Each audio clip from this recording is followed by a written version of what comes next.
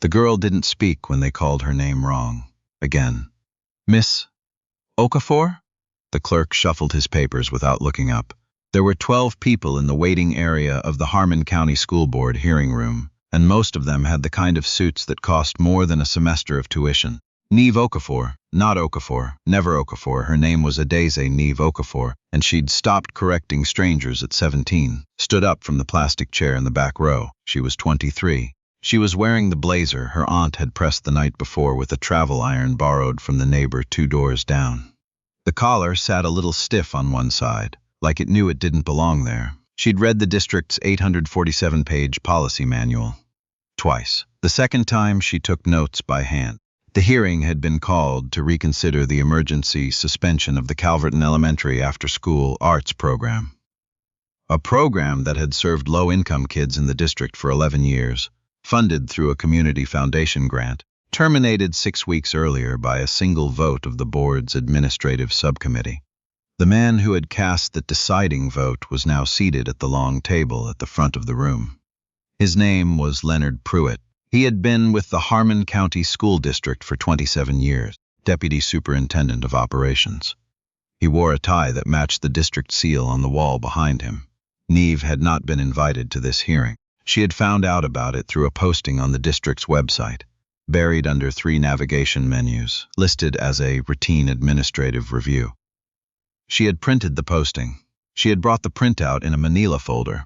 She had also brought 4 other folders, each one tabbed and labeled in her own handwriting. The woman sitting next to Neve, a mother named Georgette who'd driven 40 minutes to be there, leaned over and whispered, "They're not going to let you speak. These things are usually already decided." Neve nodded. She already knew that. She'd read the board's procedural bylaws, Section 4, Paragraph 9, which said otherwise. The hearing was run by the board's general counsel, a man named Whitfield Brace, who had litigated education law in the state for over 2 decades. He was known for short hearings and shorter patience. He'd won a case at the state appellate level the previous spring that people in the district still talked about. He had not looked at Neve when she walked in. He looked at his papers, at Pruitt, at the clock above the door. The program's former director, a soft-spoken woman named Dr. Elaine Foss, had been given 8 minutes to present. She spoke about the children. She talked about the 64 students enrolled last semester, many of whom had no other supervised activity between 3 and 6 in the afternoon. She showed a photograph. She teared up near the end of her time. Brace thanked her. He wrote something down. He moved on. When he reached the portion of the agenda labeled Public Comment, he said it the way someone says something they're required to say. "Is there any member of the public who wishes to address the board?" Georgette reached over and pressed Neve's arm. Neve stood up. There was a pause in the room. Not a long one, the kind you only notice if you're already paying attention. "Your name for the record," Brace said, still without looking up. "Neve Okafor. I'm a resident of the district. Former student of Calverton Elementary. Current graduate student in educational policy at Harmon State. You have 3 minutes, Ms. Okafor." "I understand." She walked to the front. She set her folders on the edge of the table provided for speakers. She did not open any of them yet. "I want to begin by clarifying the procedural basis for this hearing." Brace did look up then, just slightly. The administrative subcommittee's vote on March 14th was taken under the emergency powers provision of District Bylaw 12C. That provision requires, and I'm quoting directly, "a documented finding of fiscal insolvency, safety hazard, or legal liability, certified by the district's chief financial officer or legal counsel prior to the vote." She paused. "I submitted a records request 3 weeks ago. The district produced the subcommittee minutes. There is no certification attached. There is no finding documented." The vote was taken without the required authorization. The room was quiet. Pruitt shifted in his chair. He turned to Brace. Brace said, "That is a very technical reading of." "It's the only reading," Neve said, not loud, just clear. "The bylaw doesn't leave room for interpretation on the certification requirement." That's not me arguing. That's the language the district adopted in 2019 after the Millwood program dispute. The board specifically added that clause to prevent unilateral terminations without documentation. She opened the second folder. "I have the board minutes from the November 2019 session where Subcommittee Chair Delwood, who is Mr. Pruitt's predecessor, proposed the amendment. The stated purpose was to create accountability. Those are the board's own words. Someone in the gallery made a sound. Not quite a gasp. The kind of exhale that happens when something lands. Brace said, "Mrs. Okafor, this isn't a legal proceeding." "I know," she said, "which is actually the point. Because if this were a legal proceeding, the district would already be facing a challenge under the state's Open Meetings Act, which requires that emergency provisions be publicly justified when they affect programs serving minors.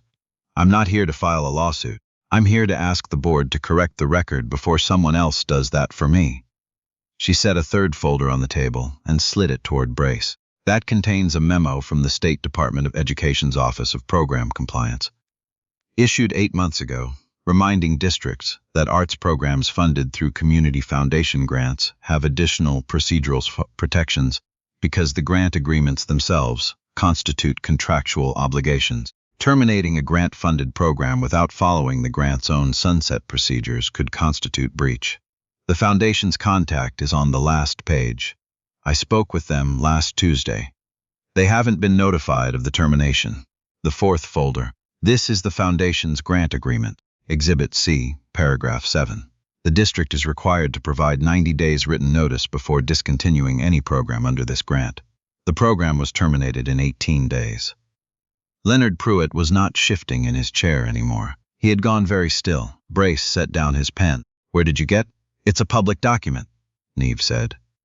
"The grant agreement was filed with the county clerk when the district accepted the funds. It's been publicly accessible for 11 years. It took me 40 minutes to find it." She'd found it on a Wednesday night, actually. It had been closer to 2 in the morning.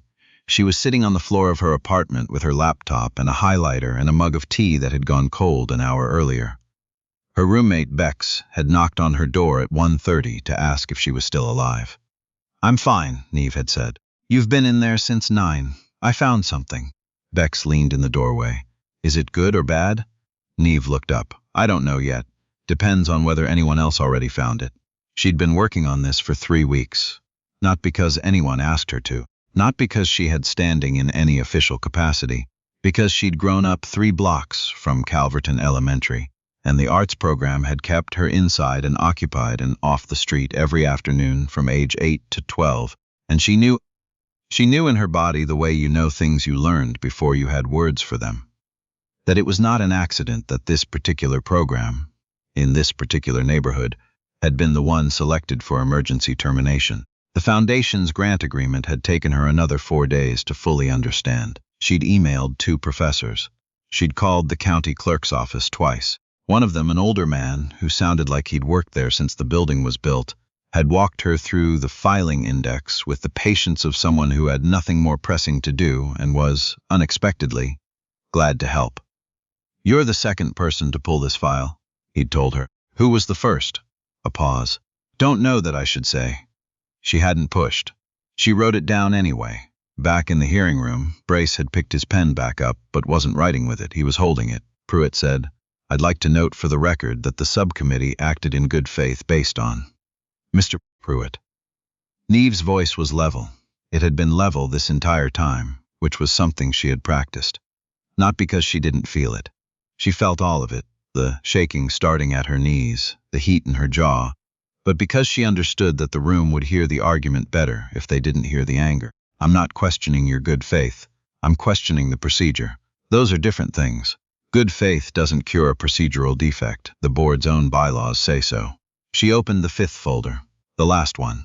"This is a draft remediation request. I wrote it myself. It outlines 3 possible paths the board can take today. 1. Vote to reinstate the program while conducting a proper review under the correct provisions. 2. Formally acknowledge the procedural deficiency and issue a cure notice to the subcommittee with a deadline for proper documentation. 3. Refer the matter to independent legal review." She placed it on the table. "I'm not asking for anyone to be blamed. I'm asking the board to choose one of these 3 options so that 64 children don't lose a program because of a paperwork error that can still be fixed." The room had the quality of a room where everyone has stopped fidgeting. One of the board members, a woman near the end of the table who had not spoken during the entire hearing, leaned toward the center microphone. Her nameplate read Aldridge. "Miss Okafor." "Are you an attorney?" "No, ma'am. I'm a graduate student."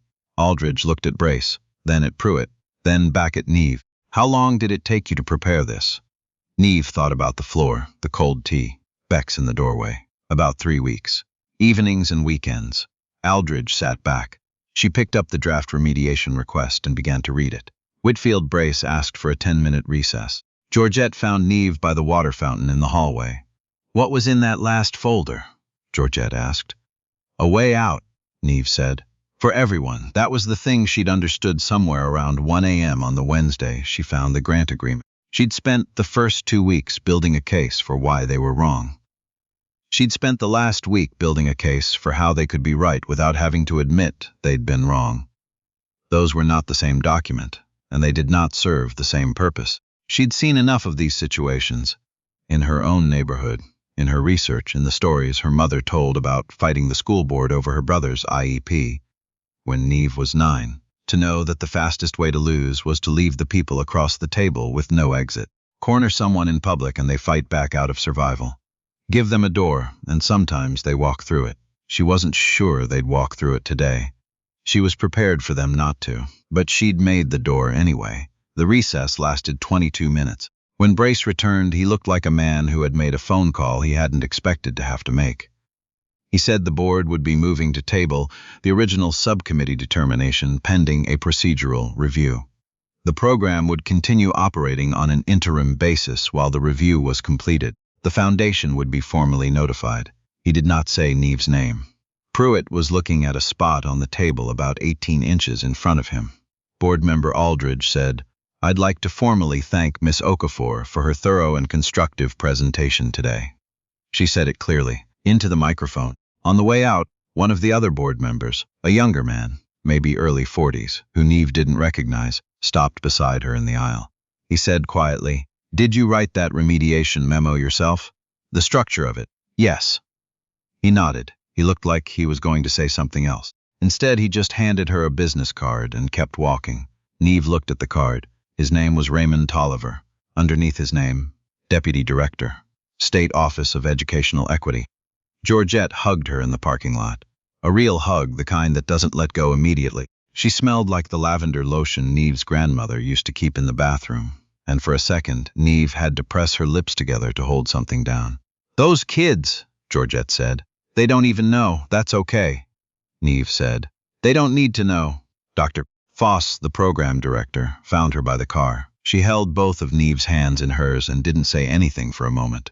When she finally spoke, she said, I've been fighting this district for 11 years. I've never seen anyone do that. I read the manual, Neve said. Foss laughed. A real one. Nobody reads the manual. My mother always said, if they wrote it down, they have to follow it. And if they didn't follow it, it's written down somewhere that they didn't.